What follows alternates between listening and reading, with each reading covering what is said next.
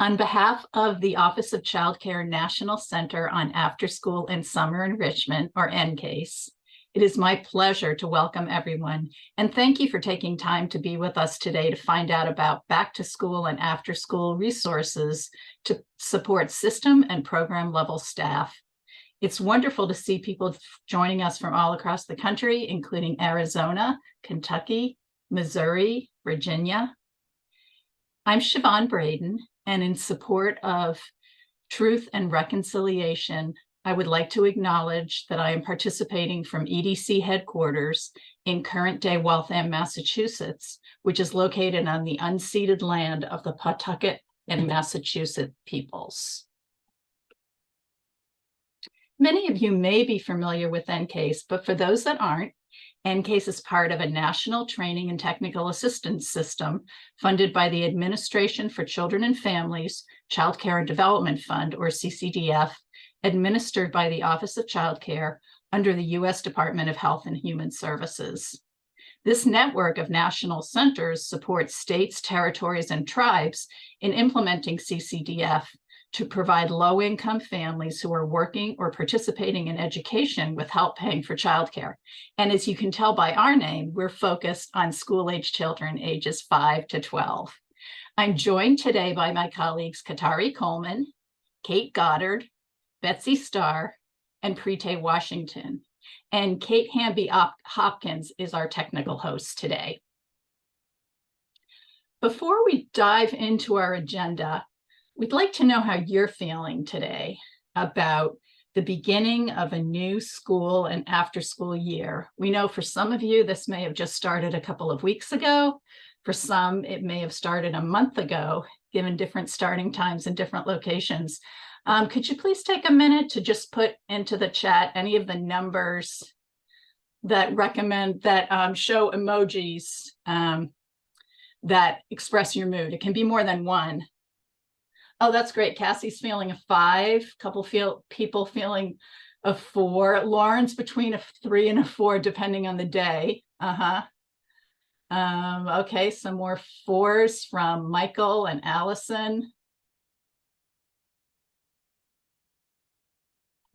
Great. Well, thanks for taking a minute to check in with us about how you're feeling.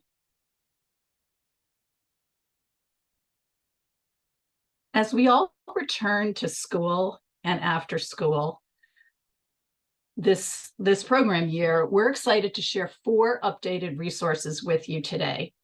You may notice that we use both school age and out of school time, or OST, language when describing our products.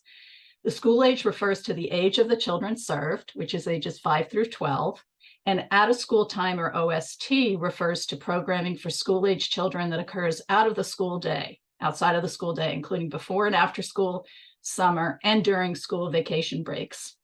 As my colleagues go through these resources with you, you'll see that each supports equitable approaches and focuses on key priorities for the Office of Child Care and the out of school time field, including equity, mental health, equal access, family choice, workforce supports, and access to childcare for underserved populations.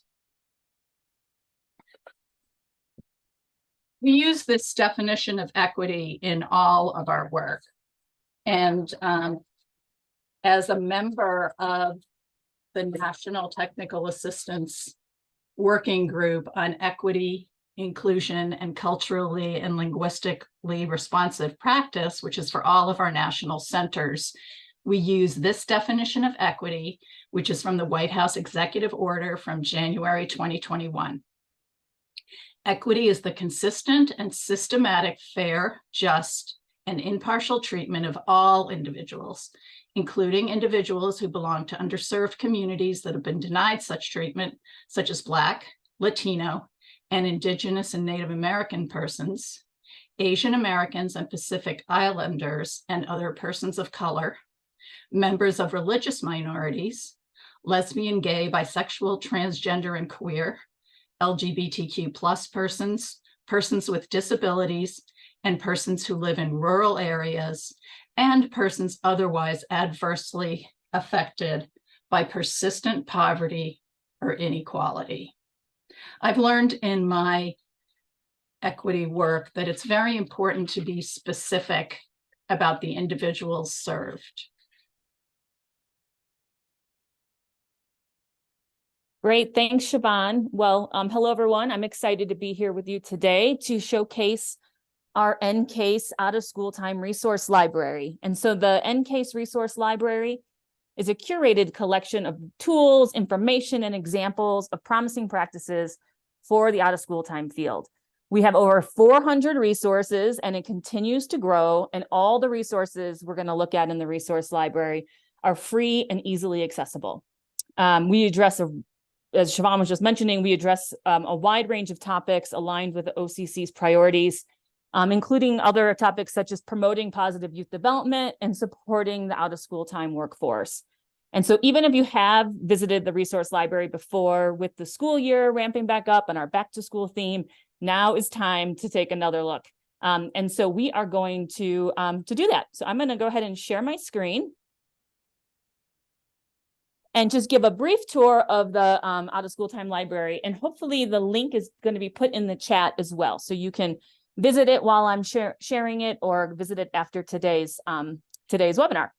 So just real briefly, at the center of this is the homepage for the resource library. And at the center of the page, you'll see that there are 4 featured blocks with images. And this reflects trending topics in the out of school time field, and is one way that you can dive into the resource collection and check out some specific resources that we're featuring related to these topics. So a good, for instance, is we were just talking about equity, is there equity and out of school time featured block. So if you wanted to check out some resources related, you would just click view resources, and that's going to take you to an advanced search page where you can see that we have over 80 resources related to this topic.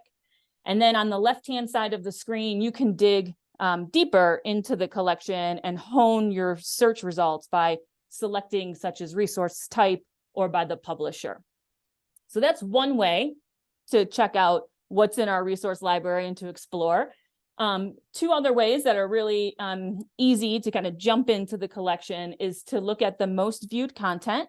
This, again, is something that we update and tracks what's trending. What are people looking at when they're coming to the resource library? What are they searching for? So we update that regularly, and it kind of features the most trending resources in our collection. So if you want to see what others are looking at, check out what's there. And you can see currently we have a resource about using data. We have another one around supporting the out of school time workforce and health and safety trainings.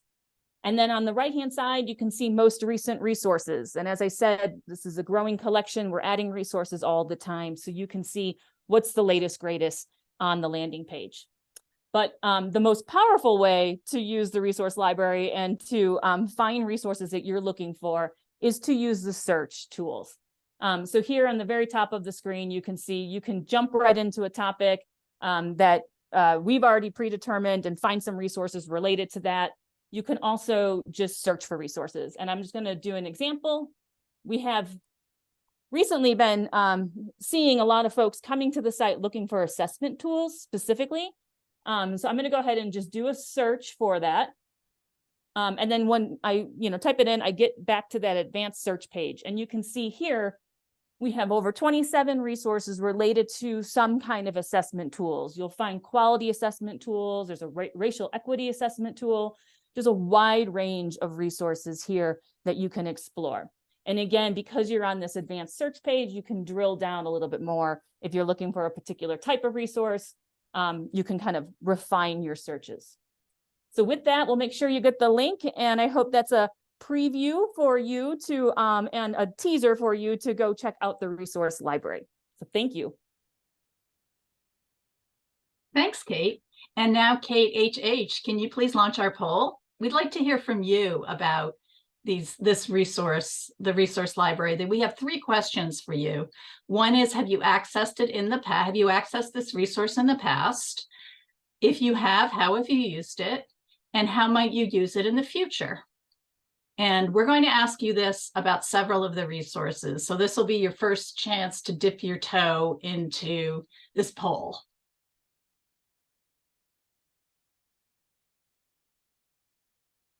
All right, a lot of answers are coming in.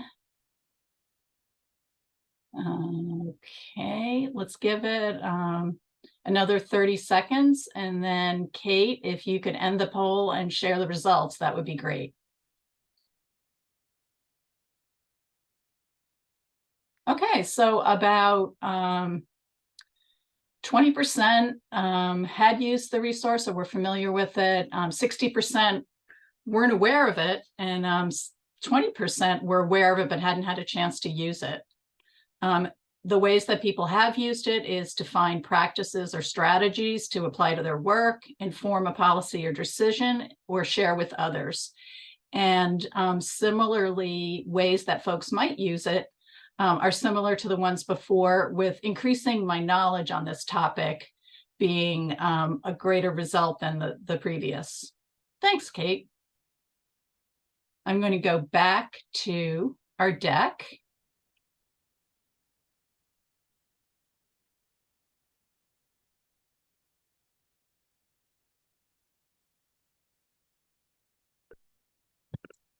Hi, everybody. My name is Preeti Washington, and I'm happy to share with you our Consumer Education Toolkit.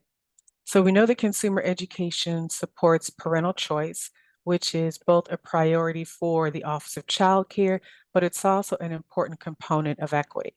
We serve a wide variety of families with a wide variety of needs. So being able to find child care is critical, and knowing what to look for helps parents and caregivers make informed decisions. Our school-age consumer education toolkit is designed to support implementation of CCDBG consumer education requirements.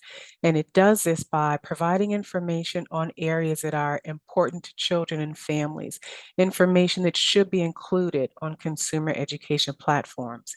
It has broad relevance, and there's something for everyone, for state, territory, and tribal level professionals, CCDF administrators, state after-school networks, and 21st century community learning centers.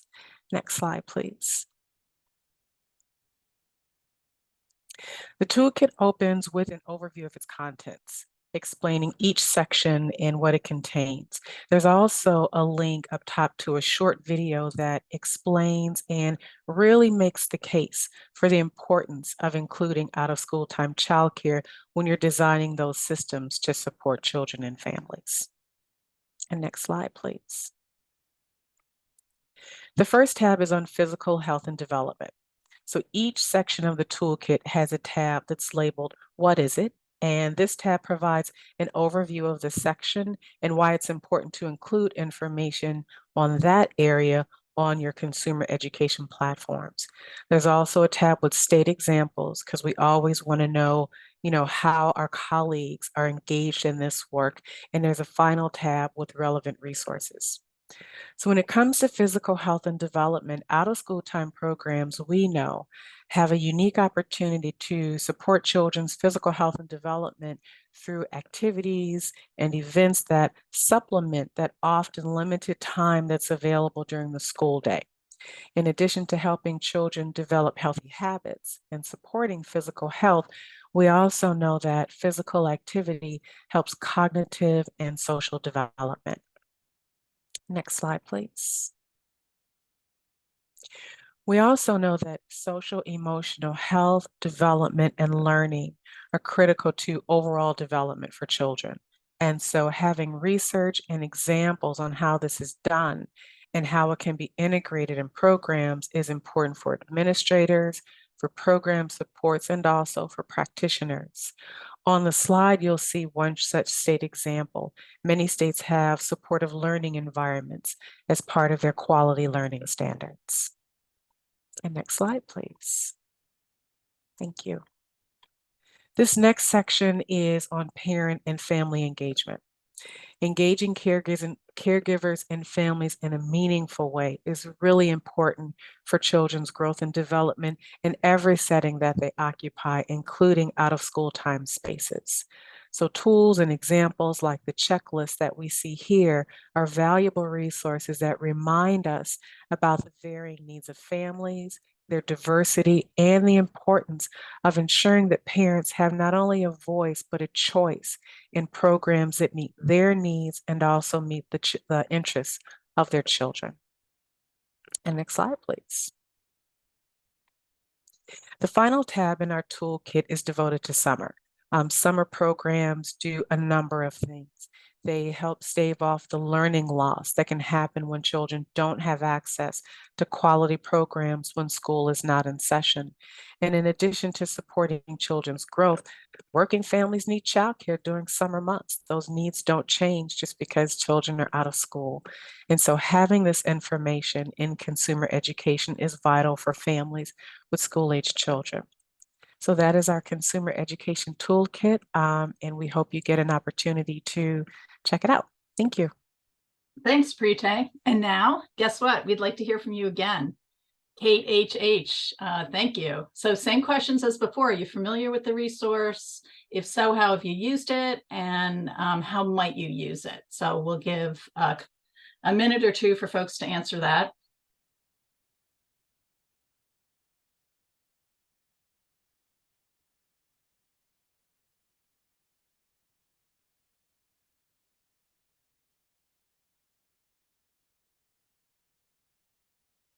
Okay, Kate, can you end our poll, please, and show the results?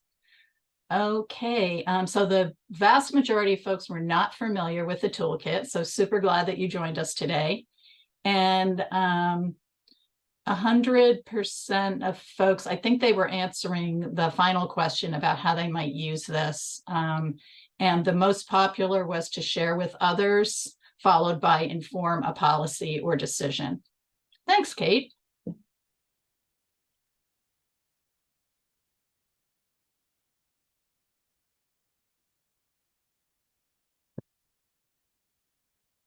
Great. I think I'm up next. I'm Betsy Starr. And yeah, I'm glad to be able to talk with you all about the NCASE Out of School Time Professional Development System Building Toolkit. And as you might guess from the name, this was designed to really help states as they build professional development systems, inclusive of school-age providers. And right now, there's definitely a lot of attention on supporting and building the workforce. And there's also a lot of interest in forming partnerships to leverage funding and, professional development is really a good and relatively straightforward way to foster those kinds of cross-sector collaborations. So we hope that lots of people will find this resource useful, including state administrators, professional development providers and intermediaries, CCR&Rs, program directors, state after-school networks, and if I didn't mention you, I also hope that you will find it useful. So the toolkit, just to give you an idea of how it is organized, in addition to an overview, there are 3 main sections. So there's one on foundational ideas, one on career development system components, and one on supporting and sustaining the workforce. And the content does align with early childhood systems, but highlights out-of-school time examples and calls out the unique characteristics of out-of-school time that should be considered when developing systems. I'll just note quickly that, the focus is on systems, so less on, PD content specifically. But again, we hope that it would be helpful. Next slide, please. So this just shows what the foundational ideas tab looks like. And this just highlights what makes out-of-school time unique. And, spoiler alert, this includes part-time staff, that out-of-school time programs might have, summer staff that's seasonal, maybe long-term staff who are, full-time, and maybe some, temporary staff who is part-time. And, so a lot of different people being employed. And there's also some ideas in here about the benefits of an aligned early childhood and out-of-school time system. So it's worth reading through that on your way to the next section, and you can go to the next slide on system components. So I think up one, I think we jumped a little too far ahead. There we go. Yeah, so the next section is on system components. And so all the things that kind of work together to support the workforce. So you'll see there's a subsection here on core knowledge and competencies, on career pathways, which includes, training in TA, certificates, credentials, higher education, all that good stuff. Work data systems such as workforce registries, of course, compensation and job advancement needs some attention. And, we also want to maintain a focus on equity and diversity. So the toolkit, again, includes some subsections about each of these topics. And next slide. Yeah, so each subsection includes great state examples. And so, here just you can see under career pathways, if you look, there's a resource, you can see Vermont has a certificate and a credential for after-school providers, including a director's credential. And you can just follow that link and go ahead and check out those resources from Vermont or the other states that are here.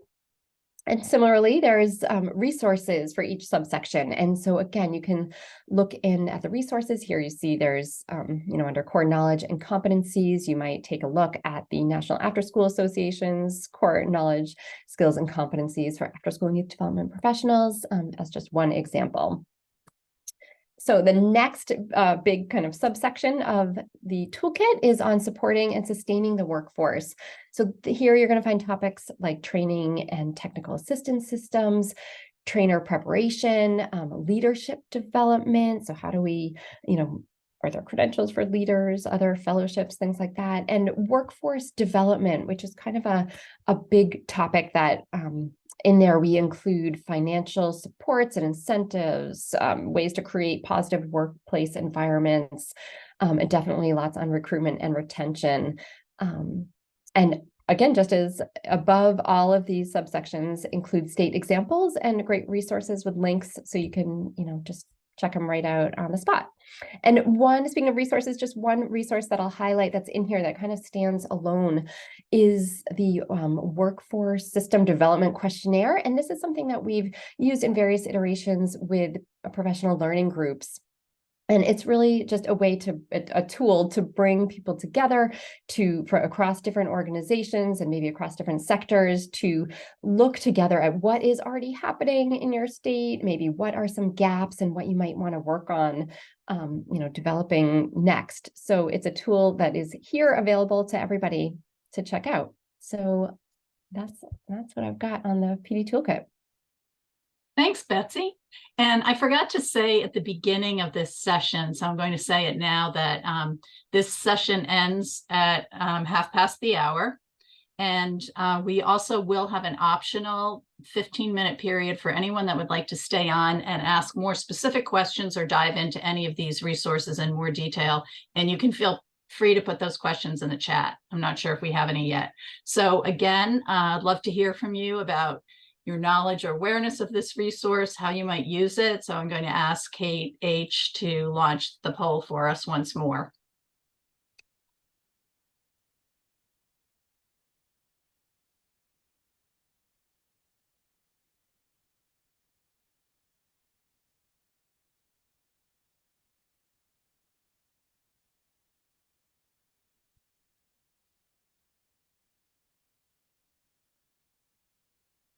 Okay, let's give it 10 more seconds and then wrap up.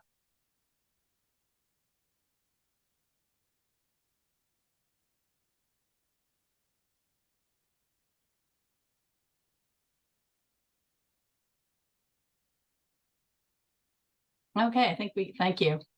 Okay, so again, the majority of folks were not aware of this resource. Some folks were. And the ways in which folks might use it, share with others. The top one, inform a policy or decision, increase knowledge, and find practices. Great, thanks. Okay, now we're going on to our final resource of this session. So hang in with us. And I'm going to ask Katari to jump in and share this toolkit with us. Katari. Hello, everyone. I'm Katari Coleman, and I get the pleasure of sharing the Emergency Preparedness, Response, and Recovery Toolkit with you.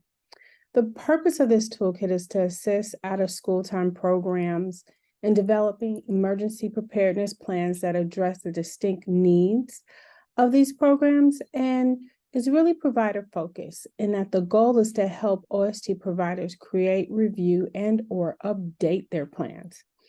It's very helpful for licensed and monitored programs, but also can support the needs of license exempt programs in thinking about and developing plans. For CCDF and ED lead agencies, CCRNRs, and professional development providers, this toolkit can really be used to provide information or training. Next slide. So it's divided into 6 sections. The overview section discusses the Child Care Development Block Grant, reauthorization requirements around disaster planning. There are sections for each component of disaster planning. Each section looks at the area in depth and includes information and resources on the inclusion of these, and there is an appendix with additional resources. The background section discusses the variety and unique nature of out-of-school time settings. And it is important, we know it's important to consider where school-age children are developmentally in preparing for emergencies. This section also addresses out-of-school time staff, supervision, and the important transition from school to out-of-school time programs that can be a factor when planning when an emergency can happen. Thank you. In the preparedness, response, and recovery sections, you will find a bunch of information and resources. Equally important is the discussion and resources around the impact of disasters and emergencies on staff, family, and the importance of coordinating with local agencies. There are other topics that are highlighted there, such as community engagement, state and local actions, reunification, and one of the really important pieces, wellness. Thank you. Lastly, when you access the toolkit, you will find that in addition to the toolkit itself, there are additional supporting documents to be very helpful in the process of creating plans or preparing for any possible emergency or disaster, such as a communication checklist, mini self-assessment, a child care rapid damage assessment, reunification considerations, and there's even a document that describes all the type of emergencies you need to be aware of. And so that's just a quick share on the EPRR Emergency Preparedness, Response, and Recovery Toolkit. Thank you. Thanks, Katari. And I think everybody knows what I'm going to ask you now. So for our final poll of the day, if Kate H. could please launch that. She's already done it, of course. And let's just see how those answers come in. We'll do a quick wrap up, and folks can either sign off or stay on with us. Yeah, okay. Can you give it like 10 more seconds, Kate? And let's share the results.